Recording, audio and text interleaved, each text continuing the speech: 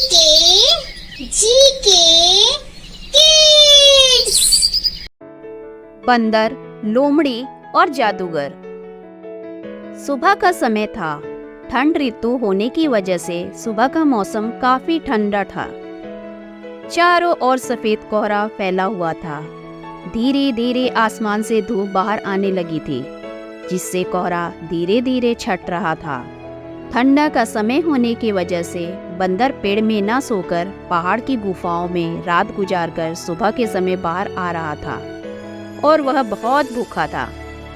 गुफा से बाहर निकलते वक्त उसका सर एक मधुमक्खी के छत्ते से टकरा गया, जिससे मधुमक्खियां काफी नाराज हो गई। मधुमक्खी के झुंड ने बंदर पर हमला कर दिया और उसे काट लिया। दर्द के मारे बंदर गुफा से निकलकर पागलों की भांति जंगल में भागने लगा। बंदर जंगल के एक बरगद के पेड़ के नीचे बैठ गया। दर्द के मारे बंदर अंदर ही अंदर करा रहा था। वहीं पास में से एक लोमड़ी गुजर रही थी। बंदर को परेशान देखकर लोमड़ी बंदर का हालचाल पूछने चली गई। बंदर लोमड़ी को दुख भरी घटना बताया। लोमड़ी ने बंदर को कहा कि मैं एक ऐसा जादूगर को जानता हूँ जो तुम्हारी पीड़ा को ठीक कर देगा। यह सुनकर बंदर काफी खुश हुआ और उस जादूगर का पता पूछने लगा लोमड़ी से। लोमड़ी ने कहा कि चलो, मैं तुमको उस जादूगर के पास ले जाती हूँ, जो कुछ ही पल में तुम्हारा दर्द को ठीक कर देगा। लोमड़ी और बंदर दोनों साथ साथ जंगल में चलने लगे। कुछ ही देर में लोमड़ी और बंदर जादूगर के घर के पास पहुँच गए। बंदर ने अपने ऊपर घटी घटनाओं को जादूगर के सामने पुनः बताया। यह सुनकर जादूगर कहने लगा कि मैं तुम्हारा पीड़ा को ठीक कर सकता हूँ, लेकिन इसके लिए मुझे एक वस्तु की आवश्यकता है, जिसे तुम्हें लाकर देना होगा। जादूगर कहने लगा कि पहाड़ के किनारे एक तालाब है। उस तालाब के बीचों बीच एक एक बड़ा सा पेड़ है। उस पेड़ के पत्तों को तुम्हें तोड़कर लाना होगा मेरे पास। इसके बाद ही मैं तुम्हारा दर्द का उपचार कर पाऊंगा।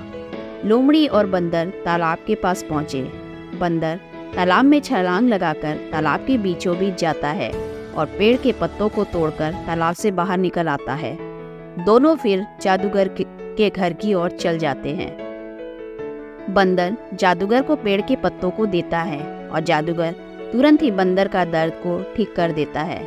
बंदर जादूगर और लोमड़ी को धन्यवाद कहता है और वहां से जाने लगता है। तभी लोमड़ी आवाज लगाती है। लोमड़ी की आवाज लगाने पर बंदर रुक जाता है। लोमड़ी बंदर के सामने जाकर कहती है कि तुम्हारी एक समस्या तो दूर हो गई, क्या तुम्हें अपनी दूसरी समस्या से छुटकारा नहीं पाना है? बंदर कुछ समझा नहीं। तब लोमड़ी कहती है, क्या तुम्हें भूख नहीं लगी है? बंदर बोलता है, भूख तो बड़ी जोर की लगी है, पर अभी खाने के लिए कुछ नहीं है। लोमड़ी बंदर से कहती है कि तुमसे मिलने से पूर्व मैं एक केले के बीच से होती हुई गुजर रही थी, पर केले के पेड़ काफ़ी बड़े होने के कारण मैं केला तोड़ नहीं पाई, पर तुम तो पेड़ में चढ़ने और उछल कूद करने में काफ़ी माहिर हो। बंदर कहता है, क्यों नहीं। लोमड़ी बंदर को केले के बगीचे में ले जाती है। बंदर इतने सारे केले देखकर बहुत खुश हो जाता है।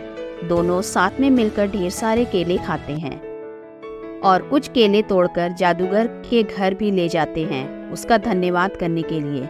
जादूगर केले देखकर बहुत ही खुश हो जाता है और दोनों को एक जादू की छड़ी देता है। दोनों से जादूगर कहता है कि इस छड़ी को कभी भी जमीन पे मत रखना। यदि तुम इस छड़ी को जमीन पे रखोगे तो यह अपना जादुई शक्ति खो देगी। बंदर और लोमड़ी जादुई छड़ी को पकड़कर जंगल की ओर चल दिए। जब भी बंदर और लोमड़ी को भूख लगती है तो वह अपने मन ही फल का नाम सोचते हैं और वह जादुई छड़ी उन्हें वह फल लाकर देती है। काफी दिनों तक ऐसा ही चलता रहा।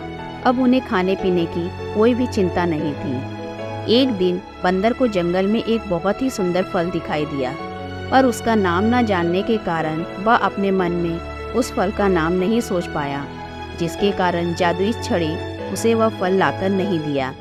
उस वक्त बंदर के साथ लोमड़ी नहीं थी। बंदर बिना कोई विचार किए अपनी नटखट प्रवृत्ति के कारण जादुई छड़ी को जमीन में रख दिया और फल खाने के लिए पेड़ पर चढ़ने लगा। बंदर पेड़ में चढ़कर उस फल को तोड़ा और जी भर के फल खाया। फल खाने के बाद बंदर को पछतावा होने लगा क्योंकि उसने जादुई छड़ी को जमीन में रख दिया था।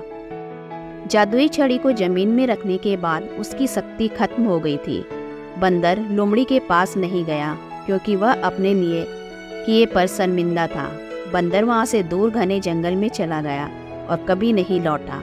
लोमड़ी बंदर को ढूंढते हुए थक गई, परंतु उसे उसका मित्र बंदर नहीं मिला। लोमड़ी अचानक उस फल के वृक्ष के पास पहुंची और उस फल के वृक्ष के पास उस जादुई छड़ी को देखा। वह जादुई छड़ी अपना जादुई शक्ति खो चुकी थी क्योंकि उसे जमीन में रख दिया गया था। लोमड़ी सोचने लगी कि बंदर तो अपनी प्रवृत्ति से बहुत नटखट होता है, इसलिए शायद उसने लालच में आकर जादू की छड़ी को जमीन में रख दिया और फल खाने के लिए सामने का वृक्ष में चढ़ गया होगा। बंदर को अपने किए पर दुख होगा और सन भी आ रही होगी, इसलिए वह मुझसे दूर चला गया होगा। लोमड़ी अपनी ऊंची आवाज में सारे जंगल को बतलाने लगी कि संसार में उपस्थित हर एक वस्तु, एक जीव के पास अपनी एक खास प्रवृत्ति या गुणधर्म होता है जिससे वह चाह कर भी नहीं छोड़ सकता। सूखी लकड़ी कभी भी पानी में नहीं डूबती और शेर कभी भी मांस खाना नहीं छोड़ सकता।